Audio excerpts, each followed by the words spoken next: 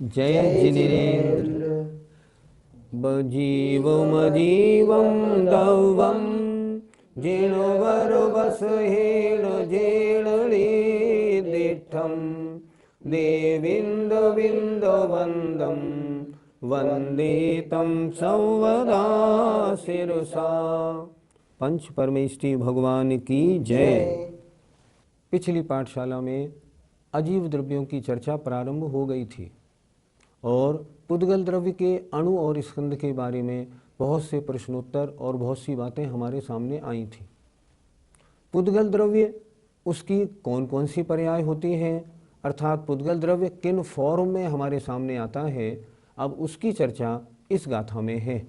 आइए गाथा का उच्चारण करते हैं। सदो बंधो सुहमो, दो बंधो सुहमो, थूलो संठान भेद तम छाया, स्थूलो संठान भेद तम छाया, उज्जोदादवसैया,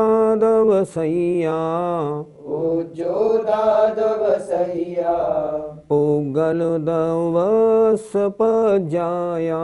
पुगल दवस पजाया। तत्वार सूत्र में हम एक सूत्र पढ़ते हैं, शब्द बंध सूक्ष्म स्थौल्य संस्थान भेद तमश्छाया तपोद्योतवंतश्च। उसी सूत्र के आधार से ये गाथा लिखी गई प्रतीत होती है। उसमें 10 पर्यायों का वर्णन है पुद्गल का, इस गाथा में भी 10 पर्यायों का वर्णन है। पर्याय माने फॉर्म। कोई द्रव्य जिस रूप से रहता है वह उसकी पर्याय कहलाती है। तो पुद्गल किस रूप में हमें दिखाई पड़ता है, किस रूप में रहता है, यहाँ आचार्य ने इस गाथा में वह चीज़ बताई है। देखें, सद्दो माने शब्द, शब्द पुद्गल की पर्याय हैं। बंधो, बंध, जहाँ भी दो चीज़ जुड़ती हैं और बंध होता है वो कहलाता है बंध, और बंध मात्र पुद्गल का होता है, अन्य नहीं। तो बंध पुद्गल की पर्याय है। सुहमो अर्थात सूक्ष्म और स्थूल, ये पुद्गल की पर्याय है। पुद्गल के अलावा अन्य सभी द्रव्य अमूर्तिक हैं, उनमें स्थूलपना सूक्ष्मपना घटता ही नहीं। तो जहाँ भी स्थूल और सूक्ष्मपना होता है, ये महीन है, ये इससे मोटा है, ये पुद्गल की पर्याय है। संठान, संस्थान माने आकार, आकार पुद्गल की पर्याय है।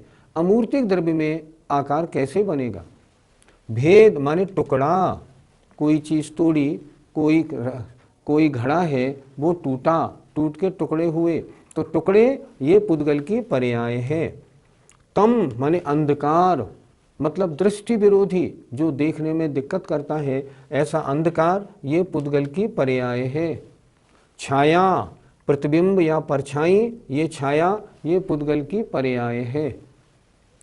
उद्योत, उद्योत माने शीतल प्रकाश, ये पुद्गल की पर्याय है। और यहाँ से संधि विच्छेद किया, आतप, आतप माने गर्म प्रकाश, ये पुद्गल की पर्याय है।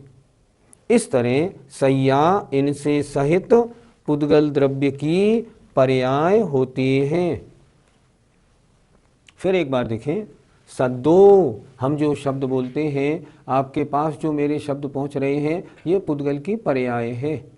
भाषा वर्गणा पुद्गल रूप परिणमन होके आपके पास पहुंची, ये पुद्गल की पर्याय है। बंध, कोई भी चीज़ है, जितनी चीज़ें आपको दिखाई पड़ती हैं स्थूल रूप से, इनमें जो बंध है ये पुद्गल की पर्याय है। कोई सूक्ष्म और कोई स्थूल, ये महीन है, ये मोटा है, ये पुद्गल में होता है, अन्य में नहीं होता। संठान, संस्थान माने आकार, तिकोरा, चौकोर, गोल, षटकोण, ये आकार पुद्गल में होता है, अमूर्तिक द्रव्यों में नहीं होता। भेद माने टुकड़े, टुकड़े पुद्गल की पर्याय हैं। तम माने जो दृष्टि विरोधी हो अंधकार, ये पुद्गल की पर्याय है। परछाई, प्रतिबिंब आदि, ये भी पुद्गल की पर्याय हैं। और उद्योत माने ठंडा प्रकाश, ठंडे प्रकाश का मतलब जो प्रकाश आँखों को रुचिकर हो, उसे कहते हैं उद्योत। जैसे पूर्णिमा के चंद्रमा की चांदनी, अगर उसकी चांदनी में आप देखें चंद्रमा को तो आँखों को अच्छा लगता है, वो होता है उद्योत। और आतप, गर्म प्रकाश, जैसे सूर्य का प्रकाश, धूप, ये जो सूर्य का प्रकाश, आतप, इनसे सहित ये सब पुद्गल द्रव्य की पर्याय हैं।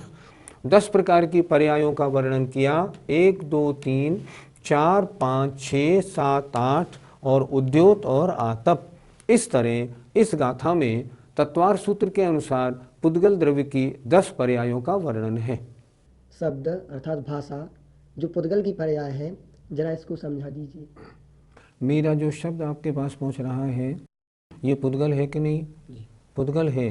सिद्ध करो कि ये पुद्गल है। ये सिद्ध ऐसे होता है, बाहर की आवाज़ आ रही हो, आप किवाड़ बंद करते हैं तो बाहर की आवाज़ रुक जाती है, इसका मतलब शब्द पुद्गल है। कभी क्या होता है, कार के अंदर बैठे होते हैं और कार का शीशा चढ़ा लें तो वो बाहर की आवाज़ अंदर नहीं आती, अंदर वाले की बाहर नहीं आती, इसका मतलब शब्द पुद्गल है। ये शब्द क्या है? भाषा वर्गणा को त्रसजीव ने अपने इस मुख के द्वारा जिस रूप में परिणमन करा के चेंज किया उसको हम कहते हैं भाषा या शब्द। ये 2 प्रकार के, एक भाषात्मक एक अभाषात्मक। हम और आपकी जो चर्चा हो रही है ना, हिंदी में, इंग्लिश में, तेलुगु में, ये भाषात्मक है। अच्छा, जानवरों की जो आवाज़ होती है ये अभाषात्मक है, ये उसमें भाषा नहीं होती। अच्छा, भाषात्मक जो त्रसजीवों की है ना, ये भी 2 प्रकार की होती है, अक्षरात्मक और अनक्षरात्मक।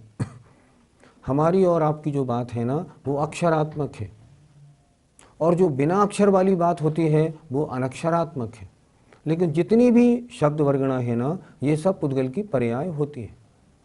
इस तरह शब्द बहुत तरह के। अच्छा, कुछ शब्द ध्वनि ऐसी भी होती हैं जो प्रायोगिक होती हैं, प्रायोगिक और वैशेषिक।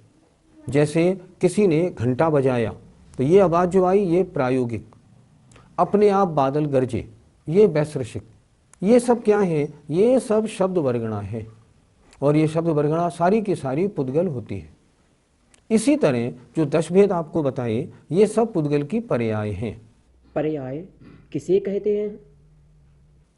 एक तत्वार सूत्र का सूत्र है, तद्भावः परिणामः। द्रव्य का जिस रूप से होना है वो उसकी पर्याय है। जैसे ये उंगली है, इसकी ये पर्याय है, इस रूप हो गई तो ये पर्याय है, इस रूप हो गई तो ये पर्याय है, अब ये पर्याय है। द्रव्य का जिस रूप से होना है वो उसकी पर्याय है। तो पुद्गल द्रव्य जिन जिन रूपों में होता है वे पुद्गल द्रव्य की पर्याय हैं। इन 10 के अलावा पुद्गल की और भी पर्याय हो सकती हैं क्या? क्यों नहीं हो सकती? जैसे एग्जाम्पल, जैसे आपने गुब्बारे में हवा भरी और गुब्बारा फूल के बड़ा हो गया, ये भी तो पुद्गल की पर्याय है। आपने मुट्ठी को बांधा और खोला, ये भी तो पुद्गल की पर्याय है। दूध रखा था, उसमें आपने जामन लगा दिया, क्या हुआ? दूध का दही बन गया, ये भी तो पुद्गल की पर्याय है। तो पुद्गल की पर्याय तो बहुत प्रकार की होती है। सामान्य वर्णन में 10 भेदों को यहाँ गिना दिया गया है। समझना इतना है, पुद्गल जिस जिस फॉर्म में पाया जाता है वो सब पुद्गल की पर्याय है। भगवान के सर्वांग से जो दिव्य ध्वनि कीर्ति है, क्या वो भी पुद्गल की पर्याय है? पहली बात तो आप ये ठीक कर लें, तीर्थंकर भगवान की दिव्य ध्वनि सर्वांग से नहीं होती। क्या यहाँ से दिव्य ध्वनि खिर सकती है? क्या यहाँ से दिव्य ध्वनि खिरती है? क्या नहीं खिरती। भगवान की दिव्य ध्वनि मुख से ही खिरती है। हम पूजा में पढ़ते हैं ना, जिणेन्द्र मोहाओ बिणिक गए तार। जिणेन्द्र भगवान से मुख से निकलने वाली दिव्य ध्वनि। तो पहली बात तो ये, दिव्य ध्वनि सारे शास्त्रों में यही प्रमाण मिलता है, दिव्य ध्वनि मुख से होती है, सर्वांग से नहीं। अब प्रश्न है, दिव्य ध्वनि अक्षरात्मक है या अनक्षरात्मक? शब्द रूप है ना, तो दिव्य ध्वनि अक्षरात्मक है। अक्षरात्मक है, हाँ अक्षरात्मक है, पर अनक्षरात्मक सी लगती है। क्यों? अगर अक्षर नहीं होंगे तो विषय का निरूपण कैसे होगा? भाई अक्षर से ही तो विषय का निरूपण होगा। अनक्षरात्मक जैसे ओ, इसमें निरूपण कैसे हो पाएगा? तो दिव्य ध्वनि अक्षरात्मक है, लेकिन उसकी स्पीड इतनी तेज है जो हमें अनक्षरात्मक सी प्रतीत होती है। जैसे हम क्या करें, एक कैसेट को हम लगा दें कैसेट प्लेयर में और उसको तेज स्पीड से चलाएं, तो यद्यपि वो कैसेट अक्षरात्मक है पर आवाज़ कैसी आएगी? ऐसे आती है। उसी तरह भगवान की दिव्य ध्वनि अक्षरात्मक है, लगती है अनक्षरी जैसी पर होती है अक्षरी, इसीलिए उससे विषय का प्रतिपादन होता है। और अक्षरात्मक है तो अक्षर किससे बने? अक्षर तो पुद्गल से बनते हैं, और कहाँ से बनेंगे? वो है क्या? वो पुद्गल है। इसलिए कोई भी ध्वनि हो सब पुद्गलात्मक होती है और वो पुद्गल की पर्याय है। ये जो बंद होता है वह क्या होता है? दो या दो से अधिक पदार्थ आपस में मिल जाएं, इसका नाम बंध है। ये शरीर है, ये शरीर बंध है। अनंतानंत कार्बन वर्गणाएं मिलने से ये शरीर बना है, इसे हम क्या कहेंगे? ये बंध है। ये पुद्गल की पर्याय है। सूक्ष्म और स्थूल को कैसे समझें? जैसे जो छोटा होता है वो सूक्ष्म, बड़ा होता है स्थूल। अच्छा, एक तो अपेक्षाकृत सूक्ष्म और स्थूल होते हैं। जैसे आंवला छोटा है, आम बड़ा है, ऐसे सूक्ष्म और स्थूल होते हैं। अब जैसे अणु सूक्ष्म है, स्कंध स्थूल होता है, ऐसे समझें। तो ये सब पुद्गल की पर्याय है। महीन, अल्प परिणाम सूक्ष्म, ज़्यादा परिणाम स्थूल, ये पुद्गल में होता है, अन्य में नहीं होता, इसलिए ये पुद्गल की पर्याय। संस्थान से हमें क्या समझना चाहिए? संस्थान आचार्यों ने 6 प्रकार का लिखा। समचतुरस संस्थान, यग्रोत परिमंडल संस्थान, स्वाति संस्थान, वामन संस्थान, कुब्जन संस्थान, हुंडक संस्थान। ये क्या है? ये शरीर जो पुद्गल है इसकी पर्याय है। अलग अलग आकार शरीर को मिलते हैं, या कमरा या कोई वस्तु, कोई पिंड है लोहे का, चौकोर है, गोल है, तिकोरा है, ये जितने आकार है ना, ये सब पुद्गल में होते हैं। अच्छा, पुद्गल के अलावा अन्य किसी द्रव्य में चौकोर, गोल आदि आकार पाए जाते हैं क्या? नहीं पाए जाते। इसलिए जो संस्थान है ये भी पुद्गल की पर्याय है। भेद को किस प्रकार समझा जाए? किसी वस्तु के टुकड़े कर देना भेद है। टुकड़े किसके हो सकते हैं? मात्र पुद्गल के। ये भी कई प्रकार के होते हैं। जैसे मान लो एक कोई सॉलिड है, उसके टुकड़े कर दिए आपने। एक कपड़ा था, उसके 2 टुकड़े फाड़ दिए। एक कागज है, उसको फाड़ दिया। एक घड़ा है, उसको तोड़ दिया, ये सॉलिड का हो गया। पानी रखा है एक लोटे में, आपने इस लोटे के पानी को 4 कटोरियों में कर दिया, तो ये द्रव के टुकड़े हो गए। लेकिन ये जो भेद हुए ये भी तो पुद्गल के ही भेद हुए। पुद्गल के अलावा अन्य किसी का भेद नहीं हो सकता। आत्मा का क्या कोई भेद कर सकता है? बिल्कुल नहीं कर सकता, टुकड़े हो ही नहीं सकते। टुकड़े किसके होते हैं? सिर्फ एक पुद्गल के होते हैं, अन्य किसी द्रव्य के नहीं होते। तमस छाया अर्थात तम और छाया, ये क्या है? तम माने दृष्टि को रोकने वाला जो अंधकार है, ये अंधकार भी पुद्गल है।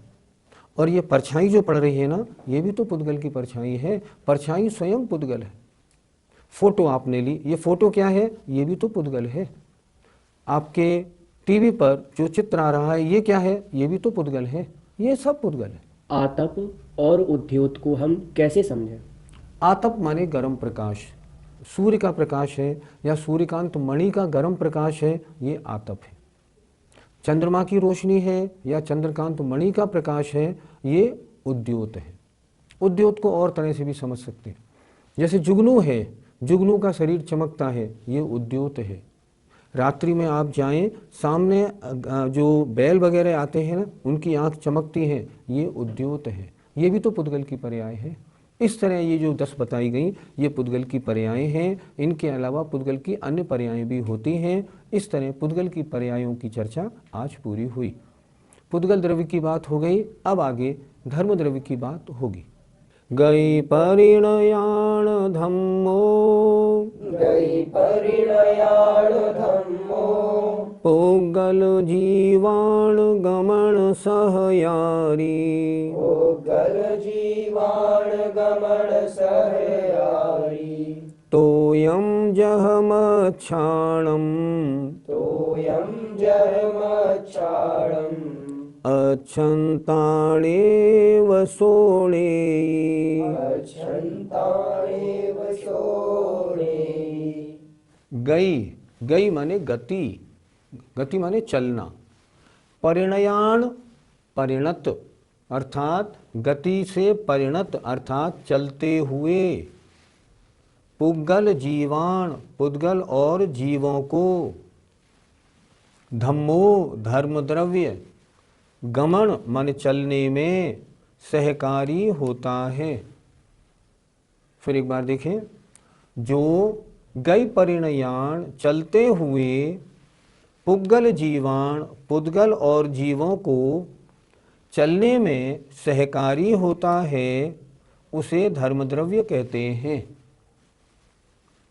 जिस प्रकार उदाहरण दिया है, जिस प्रकार मच्छाणम तोयम, मच्छ माने मछलियों को पानी। मछली जब चलना चाहती है नदी में तो पानी उसको चलने में सहकारी होता है। जह माने जिस प्रकार, तोयम माने जल, मच्छाणम मच्छों को मछलियों को सहकारी होता है। और एक बात विशेष, अच्छंता नहीं चलने वाले अर्थात जो जीव या पुद्गल रुके हुए हैं, ठहरे हुए हैं, उनको णेव सो णेयी, वह कभी भी नहीं णेयी चलाता है। नयति माने ले जाता है, अर्थात चलते हुए जीव पुद्गलों को चलने में सहकारी धर्म द्रव्य। जो जीव और पुद्गल रुके हैं उनको जबरन नहीं चलाता। क्यों नहीं चलाता? ये प्रेरक निमित्त नहीं है, ये उदासीन निमित्त है। जब जीव और पुद्गल चलते हैं तो उनको सहकारी होता है। यहाँ पुद्गल जीवान में पुद्गल और जीव दो द्रव्यों का वर्णन किया गया, अन्य द्रव्यों का वर्णन क्यों नहीं किया गया? क्योंकि अन्य द्रव्य गमन नहीं करते। धर्म द्रव्य पूरे लोक के बराबर है, वो कहाँ चलेगा? अधर्म द्रव्य पूरे लोक के बराबर है, वो कहाँ चलेगा? आकाश द्रव्य तो सबसे बड़ा है, उसके चलने का काम ही नहीं। काल द्रव्य में गमन होता नहीं। सूत्र दिया है निष्क्रियाणि च, ये द्रव्य जो है ये निष्क्रिय भी हैं। निष्क्रिय माने एक स्थान से दूसरे स्थान को नहीं चलते। चलने वाले द्रव्य दो ही हैं, पुद्गल और जीव। शेष चार द्रव्यों में गमन नहीं होता। इसलिए यहाँ ग्रंथकार ने दो द्रव्यों का नाम दे दिया, पुद्गल जीवाण, बस। अन्य द्रव्यों में गमन नहीं तो धर्म द्रव्य सहकारी कैसे होगा? गुरुजी, तो फिर हमको क्या धर्म द्रव्य चलाता है? नहीं, आप चलते तो अपनी शक्ति से हैं, लेकिन चलने में सहकारी धर्म द्रव्य होता है। उदाहरण से समझें, रेल की पटरी पर इंजन चल रहा है, क्या पटरी इंजन को चला रही है? नहीं। इंजन स्वयं चल रहा है? हाँ। तो क्या बिना पटरी के चल सकता है? नहीं। क्यों? पटरी उसको मदद, सहकारी है। उसी तरह चलता तो जीव और पुद्गल स्वयं है। धर्म द्रव्य क्या करता है? चलते हैं तो उदासीन रूप से उनको मददगार, सहकारी होता है। ये नहीं कि वो हमको चलाता हो। चलते हम अपनी शक्ति से हैं, हमारी उपादान शक्ति से हम चलते हैं, वह तो निमित्त मात्र है। धर्म द्रव्य कितने हैं और कितने बड़े हैं? धर्म द्रव्य एक है। पूरे लोकाकाश में एक धर्म द्रव्य है, दो नहीं, एक। कितना बड़ा है? पूरे लोक के बराबर। जितना बड़ा लोकाकाश उतना बड़ा धर्म द्रव्य। इसके टुकड़े नहीं है, एक ही है। ये जो धर्म द्रव्य है वह ठहरे हुए द्रव्यों को क्यों नहीं चलाता? यह केवल चलते हुए द्रव्य को ही क्यों चलाता है? चलाता नहीं, मदद देता है। देखो, एक उदासीन निमित्त होता है, एक प्रेरक निमित्त होता है। उदासीन निमित्त चलते हुए को मदद देता है, प्रेरक निमित्त जबरन चलाता है। अब रेल की पटरी क्या इंजन को जबरदस्ती चलाती है? नहीं चलाती, क्योंकि वो उदासीन निमित्त है। उसी तरह जब जीव और पुद्गल चलते हैं, धर्म द्रव्य मदद देता है। जब रुक जाते हैं, धर्म द्रव्य कुछ नहीं कहता, वो उदासीन निमित्त है। ये जो धर्म द्रव्य है इसमें परिणमन होता है या नहीं? द्रव्य उसे कहते हैं जिसमें उत्पाद व द्रव्य पाया जाए। नई पर्याय की उत्पत्ति, पुरानी पर्याय का विनाश और द्रव्य का स्वयं का रहना। अगर ये तीन चीज नहीं पाई जाएंगी तो द्रव्य द्रव्य नहीं होगा। इस तरह धर्म द्रव्य द्रव्य है तो धर्म द्रव्य में जो शुद्ध द्रव्य है, इसमें जो इसका अगुर लघु गुण है, उसके कारण इसमें सद्गुणी हानि वृद्धि रूप परिणमन होता है। अगुर लघु गुण में सद्गुणी हानि वृद्धि रूप परिणमन होने से धर्म द्रव्य में परिणमन होता है। जितने शुद्ध द्रव्य हैं उन सब में इसी प्रकार परिणमन पाया जाता है। बिना परिणमन के कोई द्रव्य नहीं होता। गुरुजी, ये जो उंगली यूं चल रही है, इसमें कौन कौन से द्रव्य सहकारी होंगे? देखो, ये उंगली को स्थान किसने दिया? आकाश द्रव्य ने। चलने में सहकारी धर्म द्रव्य, लेकिन उंगली में परिणमन हो रहा है तो परिणमन काल द्रव्य। काल द्रव्य परिणमन करा रहा है, धर्म द्रव्य चला रहा है, आकाश द्रव्य स्थान दे रहा है। तीन काम हो रहे हैं। और जब ये उंगली रुक जाती है तब इसको सहकारी अधर्म द्रव्य होता है। उसकी चर्चा कल पाठशाला में करेंगे। क्या विज्ञान भी इस धर्म द्रव्य को मानता है? बिल्कुल मानता है। विज्ञान मानता है जब कोई मैटर चलता है, कोई वस्तु चलती है तो कोई उसको सहकारी होता है, तो उस सहकारी को वो कहते हैं ईथर। तो इसका मतलब हुआ धर्म द्रव्य को विज्ञान ने ईथर के नाम से स्वीकार किया, इसलिए उसकी भी स्वीकारता है। जब कोई जीव, कोई मुनि महाराज ध्यान लगा रहे हैं, ध्यान लगा के अष्ट कर्मों को नष्ट कर दिया, उनकी आत्मा परम शुद्ध होके अब सिद्धालय में जाती है, तो जाते में कौन मदद करता है? धर्म द्रव्य मदद करता है। द्रव्य शुद्ध हो या अशुद्ध, जब भी वो चलेगा। पुद्गल का अणु शुद्ध है, वो चलेगा, धर्म द्रव्य मदद करेगा। पुद्गल का स्कंद अशुद्ध है, चलेगा, धर्म द्रव्य मदद करेगा। इसी तरह संसारी जीव हो या मुक्त जीव हो, जो भी गमन करेगा धर्मद्रव्य उसको सहकारी होगा। जबरी से नहीं चलाता है, जब वो चलते हैं तो उसे मदद करता है। इस प्रकार आज हमने धर्मद्रव्य के बारे में समझा। समय आपका पूरा हो गया है।